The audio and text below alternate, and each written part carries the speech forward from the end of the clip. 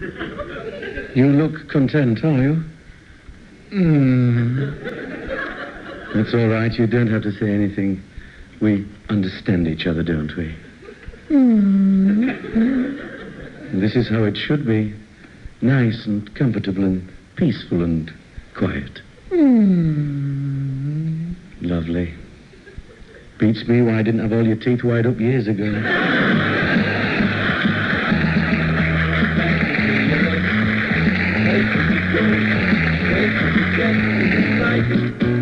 Just the three of us doing a show, getting it right on the night. I'm Robin, and I'm handsome. And I'm Maurice, and I'm tall. I'm Graham, I'm ugly, I'm short, and I'm fat, and I'm bald as a billiard ball. Where's the Grumbleweeds? And we interrupt this programme to bring you news of the waiter who tripped up in a well-known London restaurant and landed on top of page 3 girls Linda Lusardi, Maria Whittaker and Samantha Fox. His condition is said to be very comfortable. There's the three of us going on stage, hoping the studio's packed. See the three of us acting our age. Said Graham, he's aging our act. Silence in court. Chief Superintendent Robinson, tell the court in your own words exactly what happened. I went out, my lord, dressed as a woman in an attempt to catch the phantom bag snatcher. He pounced on me in the park.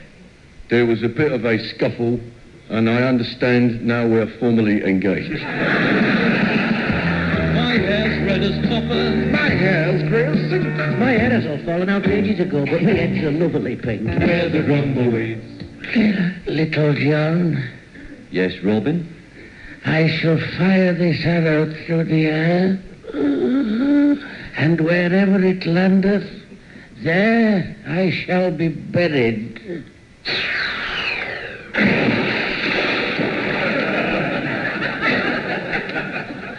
That's no good. Why not, Robin? I can't swim.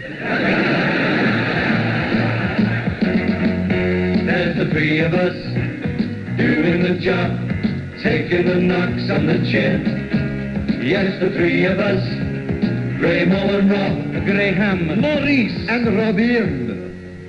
I'd like to do another one of me poems. Thank you. The other day, to my surprise, I found out something shocking. There in the end of my double bed was a ladder in me stockings. I didn't really mind, in fact. I couldn't have been keener, because hanging on the ladder was a nice big window cleaner. Good things come in threes. I learned that as a lad. I'm Robin. I'm Maurice. He's Graham. Well, 2 out of 3's not bad.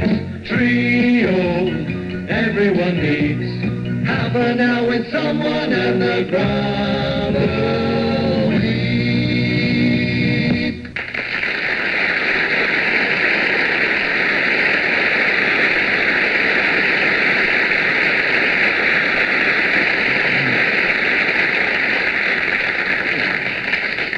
Quiet, everybody. Come on now. Settle down now. Come on. Quiet, everybody. Game on. That's 16 and double 7. That's, hang on a minute. 16 and 14, yes. Oh, that's 30 and what, the last hour. Oh, yeah, 12. That's 2 and nothing plus 10. That's 43. No, it's not. It's 42. 42 scored. 42, oh, that's right, yeah. 19 and a 3. That's 19, 20, 21, 22, and 14. That's all, don't tell me. Now, 22, 23, 24, 25, 26, plus 10, it's 36. 36 scored!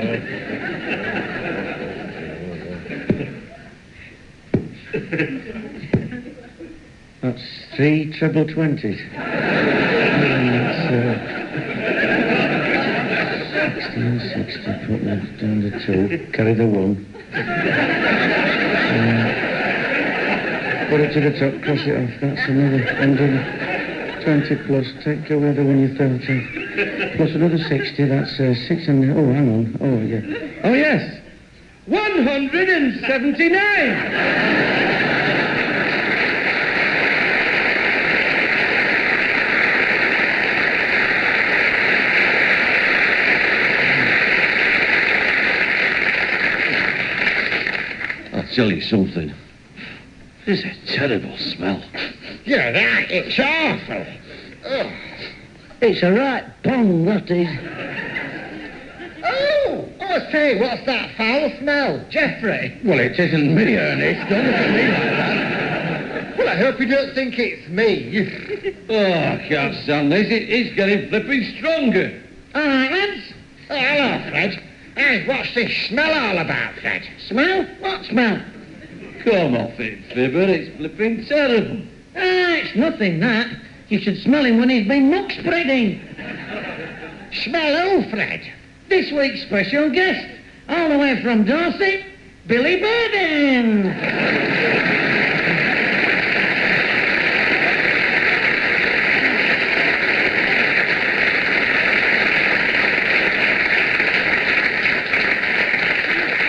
How are you? I got my best jacket on tonight. It's virgin wool. Made from the sheep that could run the fastest.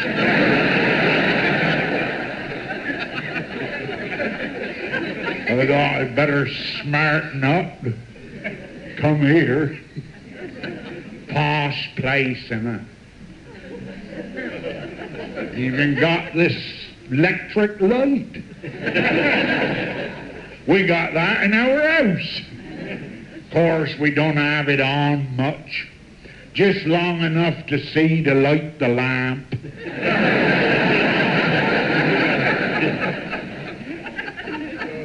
A bloke in a bar took out a paper and pencil, started sketching me face.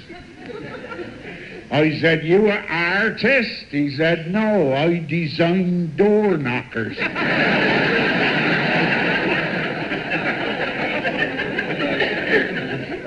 I enjoyed myself last Tuesday fortnight. I won first prize at a fancy dress ball. Give me a shock. I hadn't entered.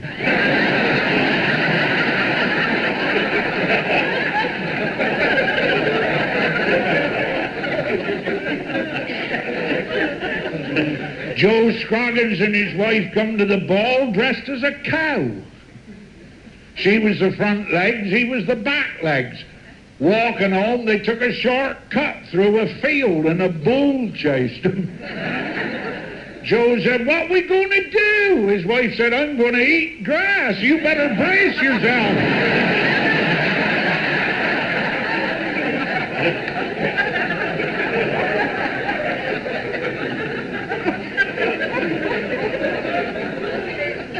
Can't afford to go to many balls on my wages.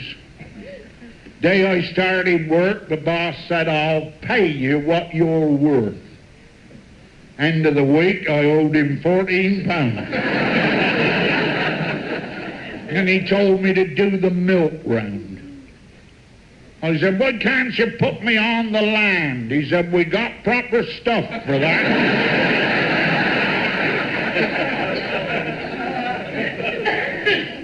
I don't mind doing the milk round. Some of the customers is awkward. Yesterday a woman said, "Bring the milk to the front door. I'll give you 10p at Christmas." I said, "Give us 20. I'll get the cow to squirt it through the letterbox."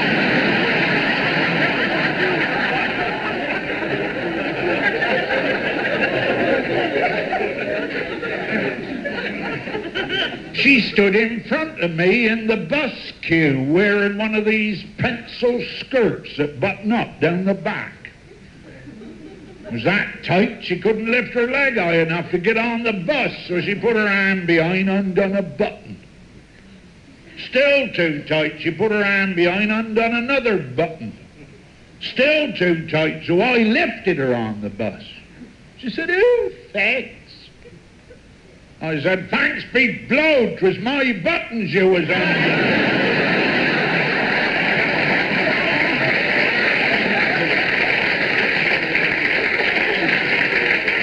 Was that all right, boys? Very good, Billy. It was excellent, you know. Well, why are you standing 20 yards away then?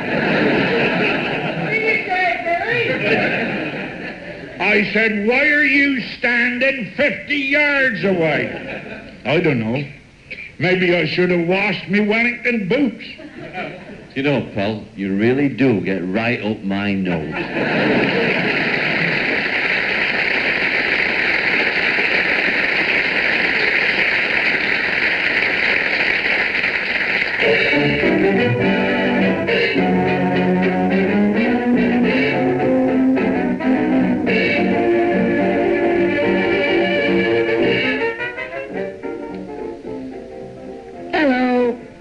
Yes, it's me, your old friend, Uncle Rubbish, saying once again, it's me, your old friend, Uncle Rubbish, and welcoming you to another boring edition of Nostalgia Time.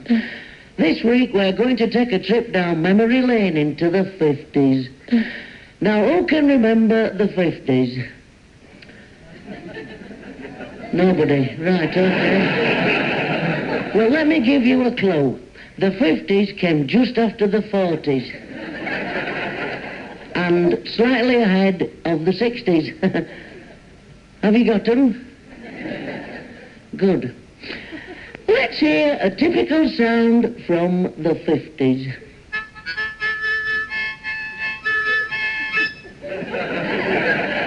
Well, wasn't that exciting? That was a recording of my Uncle Albert playing his mouth organ on Boxing Day, 1953. Now, for some of us, the 50s were sad, but for others, they were happy. Sometimes they were happy, then sad, and then happy again. But for me, they were mostly happy, except when they were sad. For a friend of mine, the 50s weren't sad, then happy. They were sad, and then sadder, and then sadder still. Because he died. But at least he died happy, because he liked being sad. Now, why am I telling you all this? Because you're a prat. Exactly. But before I go, I've got something very special to do. I've written an anthem to nostalgia, which I'd like to dedicate to my old granny. Next Thursday is her 110th birthday. Unfortunately, she died when she was 37. Thank you.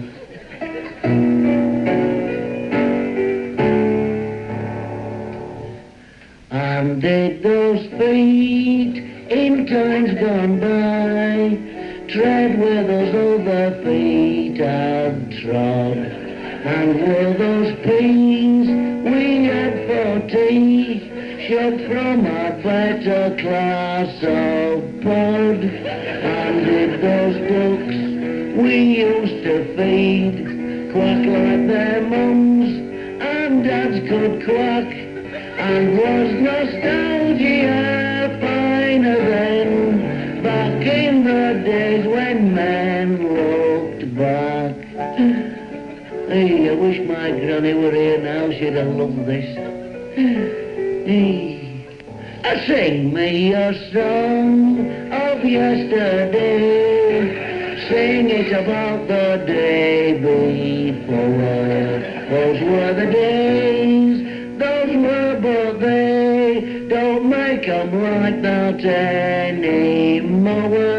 I shall not cease to reminisce, nor lay to rest one memory, till we bring back nostalgia and make it like it used to be. Thank you. Thank you very much indeed. Thank you. Thank you. According to British Telecom, it's cheaper over the weekend. I suppose they mean phone calls. So why not ring a friend?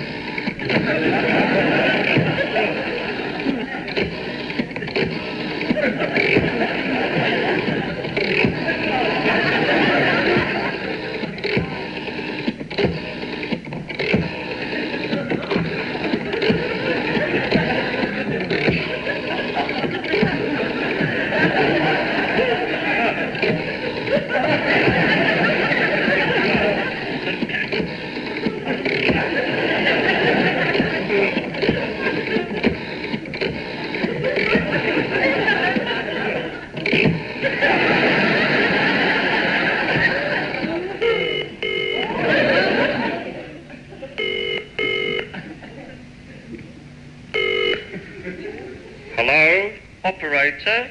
Can I help you? I've got my finger stuck. You stupid subscriber. Oh, really? One moment, I'll put you through to the engineer. Hello, engineer here, what's your problem? I've got my finger stuck. You stupid subscriber. I said that as well. I need help, I've got my finger stuck. Well, there's nothing I can do, I'm afraid. Then I demand to speak to somebody in authority and a string vest. Operator here, I'll just take down your particulars. Particulars? Look, I've simply got my finger stuck. I would like one or two details, sir. Name. I just call it finger. Let's see. First name. Index. Index finger. I've never had anything so ridiculous in all my life. Everything must be done according to the book, sir. Which book? The Beano Annual? Oh, I know what I'll do. I'll dial 999 with my other hand. No, to save time, I'll just dial 27.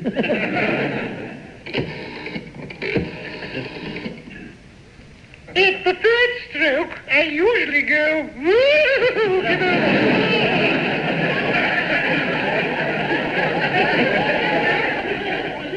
I don't want the flipping time. I've got my fingers stuck and I'm trying to get through to emergency. Are you still on about your rotten finger? Oh, please help me. Oh, putting you through. Hello?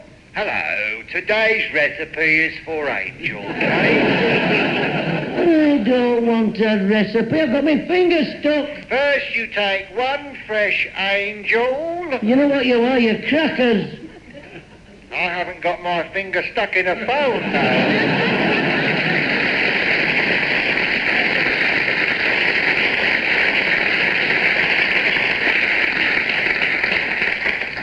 Why don't we buy a farm? Hey, what a brilliant idea.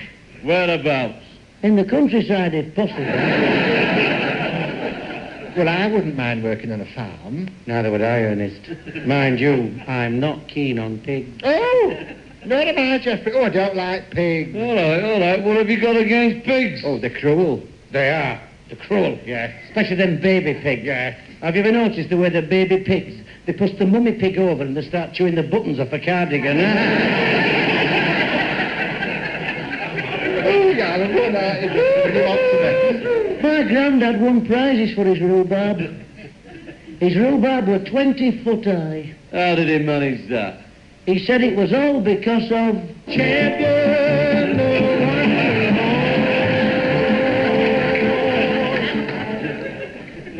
My grandma made a pie with it. Made a pie with Champion the Wonder. I wondered why we hadn't seen him on the telly. Well, I think the best thing to do before buying a farm is try working on one to see if we flipping will like it. Where's the best place to go, then? Dorset. And how are we going to get all the way to Dorset? Easy. All we need is this music.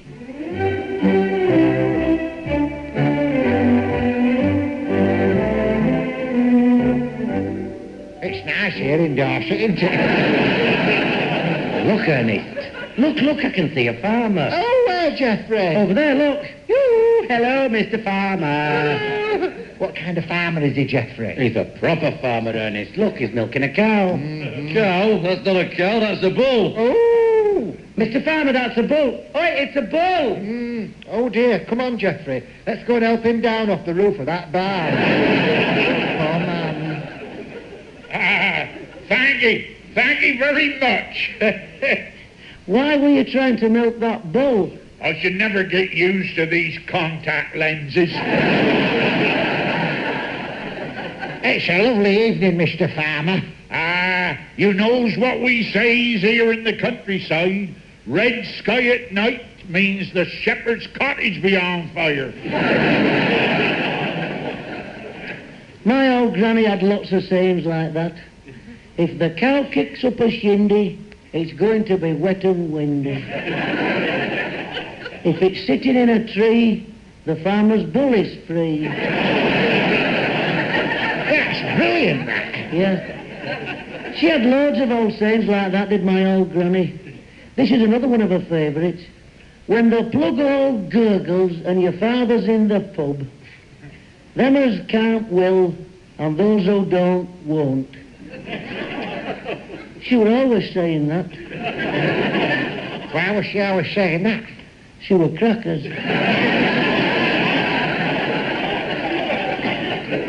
is there any chance of us working on your farm then, Mr. Farmer? Well, are you prepared to obey the country code? What's that, Mr. Farmer? Always close the gate after you. What for? It keeps the draft off the cow's bums. How many cows have you got? Oh, nigh on 200. It must be very hard work milking them. I milks them the easy way. Oh, and what's the easy way, Mr. Farmer? Well, I stands them on a trampoline, gets them jumping up and down, and I just hangs on. Oh, Geoffrey, isn't he a caution? He is, Ernest. Oh, what is it? Caution. Now, what can I do for you, lads? Well, we were thinking of buying a farm, you see, but we thought before we went into it, it might be a good idea if we came and worked on one to see if we liked it. What about pay? We'll work for nothing. Nothing? Is that your final offer? Well, how about note? That's more. I need some help desperate. They don't come any more desperate than this lot. We'll do anything. We will, anything, yes. We'll look after the sheep. Well, the dog what I has is useless. Worst sheepdog in the world. In what way, like? I'll show you. Just watch this for a stupid sheepdog. Rover? Rover! Hey, old boy! Come by! Come by! I think we'd be better off training to be Ovaltinis. Look, I want you lads to listen to me very careful. I need your help to rid the countryside of a scourge. A scourge. Summit that's been striking fear into man, woman and child hereabouts for far too long. I wonder what Rolf Harris is doing out here. I don't think you lads realises just how serious this is to folks hereabouts. I want you to help me rid the countryside of the Blurt. The Blurt? What's a blurt? Well, nobody knows, 'cause nobody ain't never not seen one. Never. What's frightening about something nobody's never not seen? Well, 'tis not the sight of the Blurt that's so horrifying, 'tis the sound. The sound? I want you to take one of these each. Oh, what are these? These be Blurt sticks. Oh, blurt sticks. What do we do with them? If you think you see a Blurt, cover it with your Blurt stick. But you said... I know. Nobody's never not seen one. Them cunning devils. You'll know they're here when you hear 'em. I've never heard a bigger load of codswalloping. All me... Look out! Oh, that frightened the corn plaster off me, that did. What was it? That were a Blurt. I told you they was cunning. You never know the second one. Duck! Oh, Ernest, it just missed me. Keep a tight grip on your Blurt sticks. We'll have the demon yet. I know what my old granny had say if she heard about this. What? Mister, spread out. Right. Keep absolutely still. Oh, I wish I would have told him. Tucked up in bed with a... Miss the devil again? Well, I didn't. That got me right at the back of the neck. Keep still. And as quiet as mice. Not a sound. Not a movement. I thinks. Yes, I thinks them gone. We've scared them off. Well, thank goodness for that, because I was just... Oh, no. This shirt was clean on this morning. Will we never be rid of these accursed fiends? There's only one thing to do here because we can't cope with this. Oh, and what brilliant idea have you come up with? Telephone the police. Well, I hope they can help us. Let's find out.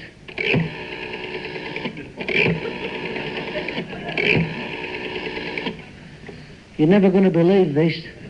I've got my fingers stuck again.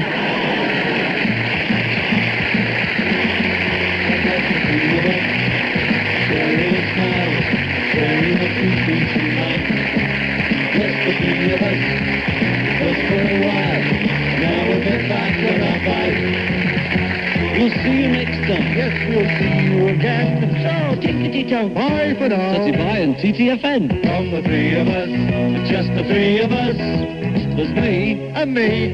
and him. I've done it again.